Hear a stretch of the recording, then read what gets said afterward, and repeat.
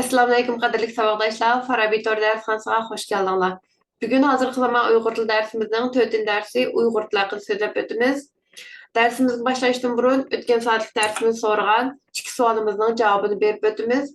Birinci, yaqinqi zaman Uyghur yazıqı yani Çağataycıda qo'llanilgan, ammo hozirgi zaman Uyghur yazıqida qo'llanilmaydigan harflarni bilamsiz. Bu harflar qaysilar deganda tunji bo'lib, elifning o'rniga hozirgi zaman Uyghur yazıqimizda hamzalik A ve hamzalik A qo'llaniladi. Bundan boshqa 3 nuqtaliq S, H, nuqtaliq Z, bundan boshqa sat, zat, ta, za ve ayn qatarlıq hərflər hazırki zaman Uyghur yazıqımızda qo'llanılmaydigan hərflər hesablandı. Bundan başqa həmzəmu hazırki zaman Uyghur yazıqımızda qo'llanılmaydı. İkinci sual, yeni yazı qancha yil qo'llanilgan? Yeni yazıq deganimizdə Latin əlifbasini göstərdi. Latin əlifbasi 1959 yılının axiridan 1964 yılgacha sınaq tariqasida qo'llanilgan. 1964 yılı 3. ayda içilgan yığında Arap hərfləri asasındakı Uyghur yazıqının o'rniga Latin hərfləri asasındakı Uyghur yazıqını qo'llanish haqida qaror ma'qullangan və 1965 yıldan başlap umumyüzlük qo'llanish haqida buyruq e'lon qilingan. 1982 yılı o'tkazilgan Türkiye Tillar ilmiy muhokama yig'inida yeni yazıqni, yani Latin yazıqını işletmeslik ziyalilar arasında resmi karar kılınan ve resmi karar boyunca 1984 yılı 1. yanvardan itibaren konu Uyghur yazıqı kullanılışa başlagan. Yani Latin yazıqı sınaq tariqasida 4 yıl, resmi yani kararlar boyunca 19 yıl kullanılgan. Şimdi dersimizge başlasak, Uyghur tili haqida so'zlaganimizda yaqinqi zaman Uyghur tili bilan hozirgi zaman Uyghur tilini birlashtirib tushuntirishimizga to'g'ri keldi. Undaqda yaqinqi zaman Uyghur til davri qaysi davrlarni ko'rsatdi deganda o'tgan soatda tushuntirib o'tgandik. Uyghur til tarixiga nisbatan uzun bir davrni o'z ichiga oladi. Bu davr Chagatai xalqining qurg'uvchisi Chagatayning nomi bilan atalganligi uchun Chagatai tili, Chagataycha, Çağatay Uyghur tili, Çağatay Türkçesi degandek namlar bilan atılıp kelmekte. Undaqda yaqinqi zaman Uyghur til davri qaysi davrlarni o'z ichiga oladi? Birinchi, yaqinqi zaman Uyghur tilining shakllanish davri. Ikkinchi, yaqinqi zaman Uyghur tilining klassik davri.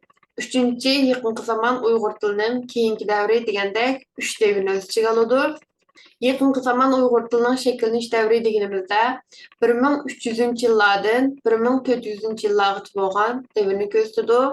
Chagatai tilini Xaqaniya tilining davomi va ravoji degan to'q. Chagatai tili 1300 va 1400 yillar orasida Xaqaniya yoziqidan taraqqiy qilib, Chagatai tiliga taraqqiy qilgan. İkinci yaqinqi zaman Uyghur tilining klassik davri, ya'ni Chagatai tilining klassik davri 1465 yil bilan 1600 yillar orasidagi davrni ko'rsatadi. Bu davrda Chagatai bilan yozilgan asarlar intayin ko'p. 3-chi yaqinqi zaman Uyghur tilining keyingi davri 17-asrdan 20-asrlar o'rtasidagi bu davrni ko'rsatadi. Bu devirde kullanılan Çağatayca hazırki zaman Uyghur tili bilan intayin yaqin. Ötken saatlik dersimizde Çağataycının kullanılış dairesini gösterip ötkendik. Qaytadan ko'rib o'tamiz.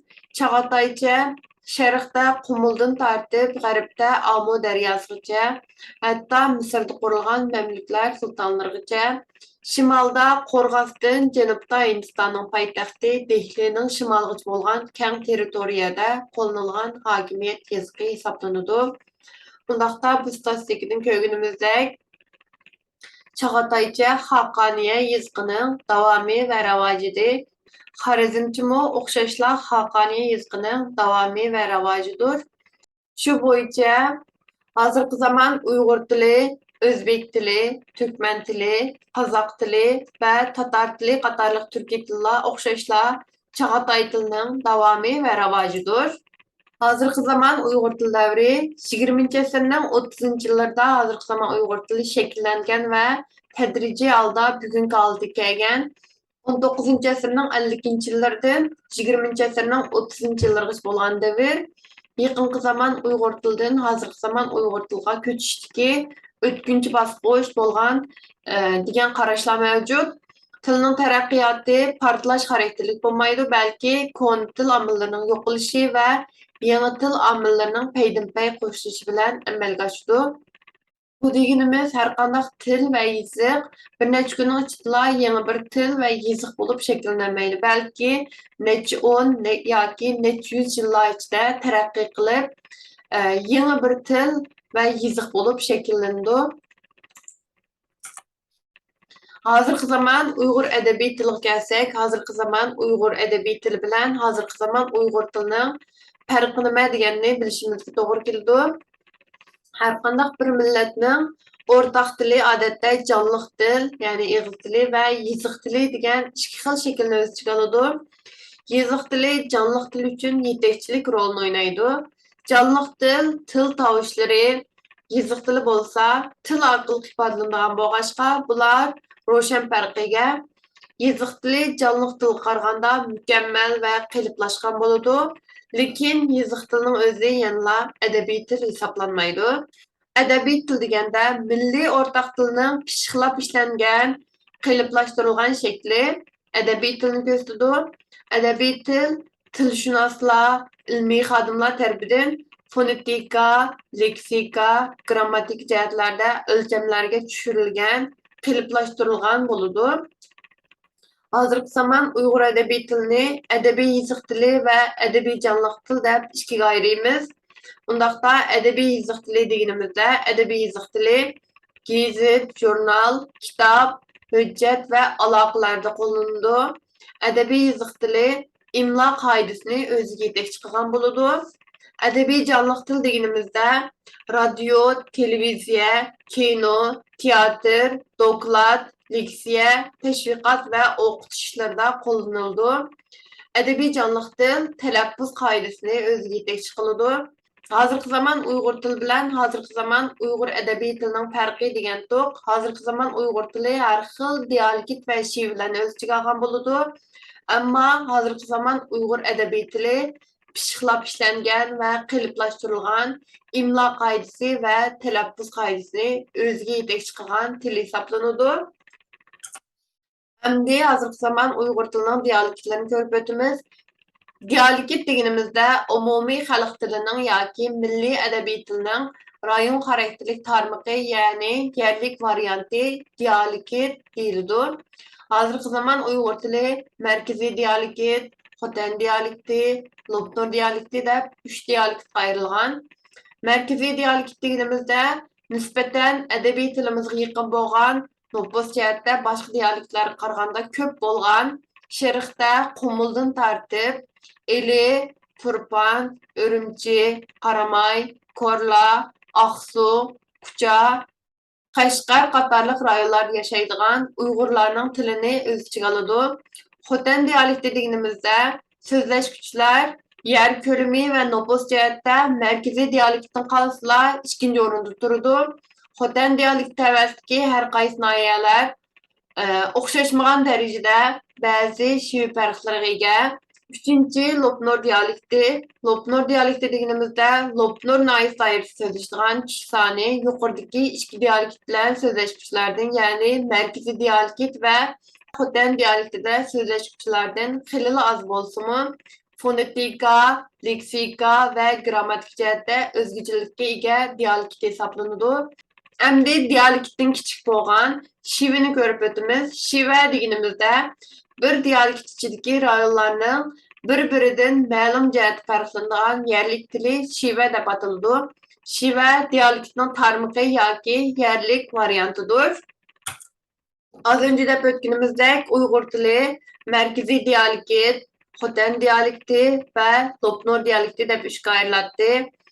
Markaziy dialekt Örümçi şivisi, Eli şivisi, Çöçek şivisi, Turpan şivisi, Qumul şivisi, Qashqar şivisi, Atish şivisi, Kelpin şivisi, Tarım şivisi qatorliq shivlarga ayrilgan. Tarım şivisi o'z ichidan Tarım şivisi, Mo'g'ol şivisi, ve Kuçay şivisi qatarlıq şivlərini öz içigə alıdı.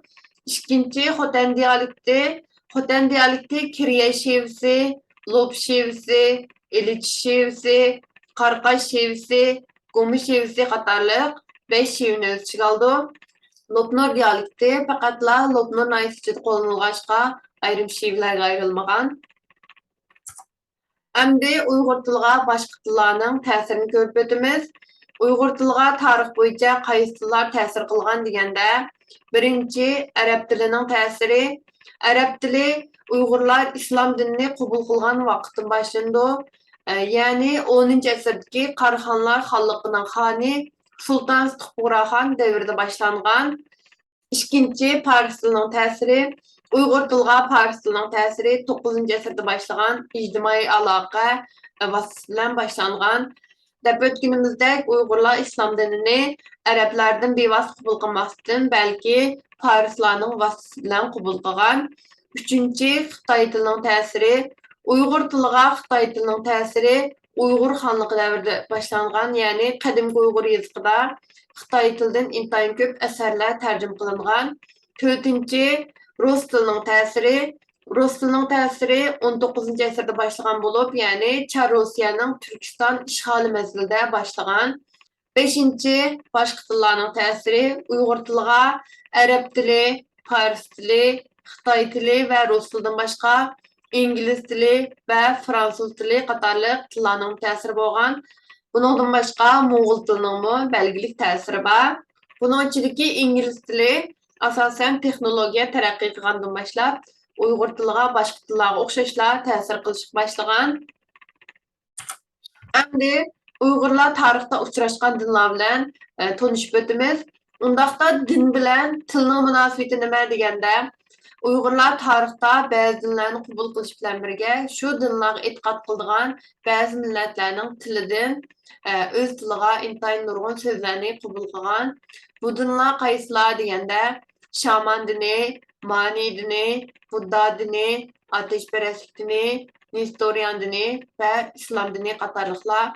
Bu dinlar orqali Uyg'urlar arab tili, fars tili, Xitoy tili, rus tili va boshqa tillarning ta'siriga uchragan. Endi Uyg'urlar tarixda uchrashgan tillarni ko'rib o'tamiz. Uyg'urlar tarixda sanskritcha, sakcha, so'g'dicha, tuxarcha, tubitcha, mo'ng'ulcha, ruscha, xitoycha, farscha va arabcha qatorliq tillar bilan uchrashgan va bu tillarning belgilik ta'siriga uchragan. Endi bu tillar qanchalik darajada ta'sir qilgan deganda, hozirgi zamon Uyg'ur tilida ta'siri aniq saqlangan va davomlashayotgan tillardan arab, faris, Xitoy va rus tillari bor. Uyg'ur tilining izohli lug'atidagi barliq so'zlarning kompyuter ishlangan statistikasiga qaraganda, Uyg'ur tilidagi kirma so'zlarning soni va nisbati mundaq bo'lgan. Ya'ni bu kompyuter ishlangan statistika bo'lg'achqa ba'zi kichik xatoliklardan saqlanib bo'lmaydi. Shundaqdimi bularning nisbatini ko'rib boqaylik. Arabchadan Uyg'ur tiliga kirgan so'zlarning nisbati 7,4% bo'lgan. Farschadan Uyg'ur tiliga kirgan so'zlarning nisbati 4,1%. Xitoychadan Uyg'ur tiliga kirgan so'zlarning nisbati 1%. Ruschaning 6,6% va boshqa tillarning 0,5% bo'lgan. Demak, hozirgi zamon Uyg'ur tilida kirma so'zlar jami 19,6% bo'lgan. Bu nisbat dunyodagi har qanday milliy tilga solishtirganda normal son bo'lib hisoblanadi. Uyg'ur tilidan boshqa tillarga o'xshashlar din qabul qilish, ijtimoiy aloqa, urush va texnologiyaning natijasida intayin ko'p so'zlarni qabul qilgan. Endi darsimizning oxiriga keldik. Darsimizning oxirida o'tgan soatlik darsimiz o'xshashlar bu darsga munosabatli bo'lgan ikki savolni sizlarga so'rab o'tmoqchi. Birinchi savol: siz tug'ilib o'sgan yoki ota-onangiz tug'ilib o'sgan joyda qo'llanilgan Uyg'ur tili qaysi dialekt sheviga kiradi? Ikkinchi, Uyg'ur tiliga chet tillardan kirgan qaysi so'zlarni bilasiz? Bu savollarning javobini o'xshashlar YouTube videomizning ostidagi baho qismiga yoki Instagram hisobimizning DM qismiga uchrayib bo'ldi. Undaqda keyingi soatlik darsimizda ko'rishaylik. Xayr xo'sh.